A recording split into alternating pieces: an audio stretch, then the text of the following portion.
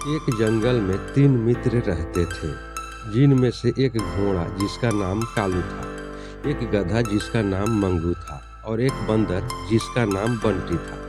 तीनों गहरे मित्र थे। मंगू बहुत सीधा साधा था, बंटी नटखट था, बहुत शरारत करता था और कालू बहुत तेज और चालाक था। वह हमेशा दूसरों को मूर्ख बनाने के बारे में सोचता रहता था। एक दिन तीनों दोस्त मिले और बातें करने लगे। कालू: अरे मंगू भाई, बहुत परेशान है। मंगू: अरे भाई, मैं तो इस जंगल में बहुत परेशान हो गया हूँ। मेरे ऊपर सारा दिन बैठकर कोई न कोई घूमता रहता है, बाद में मेरी हंसी भी उड़ाते हैं। कालू: तुम बहुत सीधे हो भाई, इसलिए सब तुम्हारा मजाक उड़ाते हैं। एक काम करो, कल से जो भी कोई तुम्हारे ऊपर बैठने की कोशिश करे, उसे एक दुलत्ती मार देना, दोबारा ऐसी हिम्मत नहीं करेगा। मंगू कहता है: नहीं भाई, मैं किसी को नुकसान नहीं पहुंचा सकता। कालू कहता है: तो ठीक है, परेशान होते रहो। मंगू चुप हो जाता है। तभी बंटी बंदर बोल पड़ता है। बंटी कहता है: अरे मंगू भाई, तुम चिंता मत करो, कल मैं तुम्हारे साथ चलूंगा, फिर देखता हूँ कौन तुम्हारे ऊपर बैठता है। एक एक के बाल न नोच लिए तो मेरा नाम बंटी नहीं है। कालू कहता है: हाँ, यह ठीक रहेगा। इसकी शरारत का कोई बुरा भी नहीं मानेगा और कोई तुम्हारी सवारी भी नहीं करेगा। मंगू कहता है: हाँ, ये ठीक। इसी तरह कुछ दिन बीत जाते हैं। अब जब भी कोई मंगू की सवारी करता, बंटी बंदर उसे सबक सिखा देता था। धीरे धीरे जंगल के सभी जानवर मंगू की सवारी करने से डरने लगे। अब मंगू पूरे जंगल में निडर होकर घूमता है। कुछ दिन बाद तीनों मित्र फिर से मिलते हैं। कालू: अरे मंगू भाई, हमारी तरकीब काम आई। मंगू: हाँ कालू भाई, बहुत मजा आ रहा है। अब मैं जंगल में कहीं भी घूम सकता हूँ।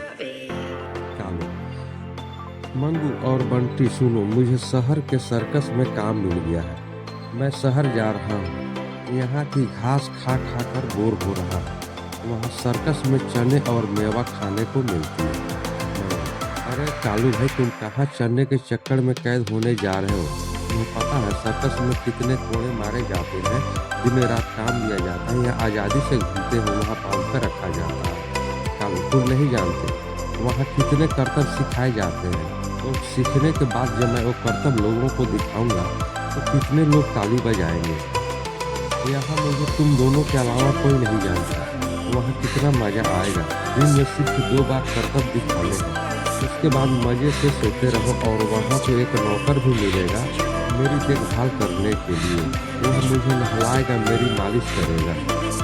बंटी: अरे कालू भाई, क्या बात करते हैं? वो सब तो अपने से मतलब रख करते हैं। जिस दिन तुम करतब नहीं दिखा पाओगे तो तुम्हें मारेंगे भी बहुत। कालू: तुम दोनों जंगल के गंवार हो, गंवार ही रहोगे। मैं तो कल शहर जा रहा हूँ। अगले दिन कालू शहर चला जाता है। इधर मंगू और बंटी बातें करते हैं। मंगू: देखा कितना लालची है। कालू: उसने हमारी दोस्ती की भी परवाह नहीं की और भाग गया। बंटी: मैं तो अब कभी उससे बात नहीं करूंगा, देखना कुछ ही दिन में रोता हुआ हमारे पास आएगा। इसी तरह कुछ दिन बीत जाते हैं। एक दिन मंगू बंटी के पास गया। बंटी: क्या बात है मंगू भाई, बड़े परेशान लग रहे हो? मंगू: बंटी भाई, कल रात मैंने सपना देखा कि कालू रो रहा है और वह बीमार है। बंटी: जाने दो उसे, हमें उससे क्या मतलब, वह तो मौज करने गया। मंगू: नहीं बंटी, वह किसी मुसीबत में होगा, हमें उसके पास चलना चाहिए। बंटी: मैं तो कहीं नहीं जाने वाला, जैसा करेगा वैसा करेगा। मंगू: मेरे साथ चल, कैसा भी है आखिर है तो हमारा दोस्त ही। मंगू किसी तरह बंटी को मनाकर कालू के सर्कस में पहुंच जाता है। वहाँ वे देखते हैं कालू एक जगह पड़ा हुआ रो रहा था। मंगू: कालू भाई, क्या हुआ, रो क्यों रहे हो? कालू: भाई, करतब दिखाते हुए मेरा पैर टूट गया। सर्कस के मालिक ने कहा यह अब किसी काम का नहीं, हम हम इसे और नहीं खिला सकते, इसलिए इसे गोली मार देना। मंगू, देखा बंटी, मेरा सपना सच था, अपना दोस्त सचमुच मुश्किल में है। बंटी, चलो इसे जंगल ले चलते हैं। मंगू और बंटी किसी तरह कालू को जंगल ले आते हैं। दिन रात उसकी देखभाल करते हैं। कुछ ही दिनों में कालू का पैर ठीक हो जाता है।